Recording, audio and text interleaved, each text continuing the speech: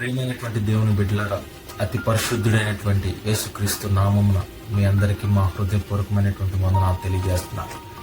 మరి ప్రతి మనుషులకి, ప్రతి మానవునికి కావలసినవి, పొందవలసినవి చాలా ఉంటాయి. కానీ వాటిలో ప్రాముఖ్యమైనది ప్రేమ.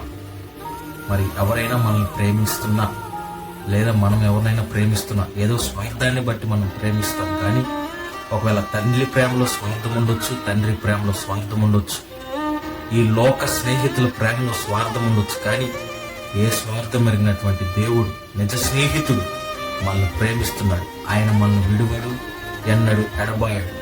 మరి స్వార్థం మెరిగినటువంటి ప్రేమ మనం పొందాలి అని అంటే యెషయా గ్రంథం 43వ అధ్యాయము 4వ వచనం ప్రకారంగా, మీరు నా దృష్టికి ప్రియుడవైనందున నీవు గనుడవైతివి, కాబట్టి నేను నిన్ను ప్రేమించుచున్నానన్న వాగ్దానం దేవుడు మన జీవితంలో నెరవేర్చాలి అని అంటే, మరి నువ్వు దేవుని దృష్టికి, మనము దేవుని దృష్టికి మరి గనులుగాను ప్రియులుగాను ఉన్నామా లేమా అనేది ఈరోజు మనం పరీక్షించుకుందాం. ఒకవేళ దేవుని దృష్టికి మనం అట్లా గనులుగాను ప్రియులుగాను లేనట్లయితే ఈరోజు మనం నిర్ణయం తీసుకుందాం.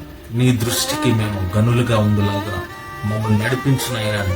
ప్రతి ఒక్కరము దేవుని ఎడల ప్రాధేయపడుతూ ఆయన ఎడల ప్రియులుగాను గనులుగాను మనం ఎంచబడులాగున దేవుడు మనం నడిపించులాగున ఆయనే మనల్ని నడిపించును గాక.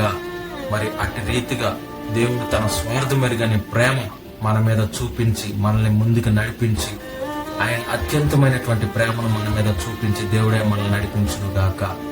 ఆమేన్.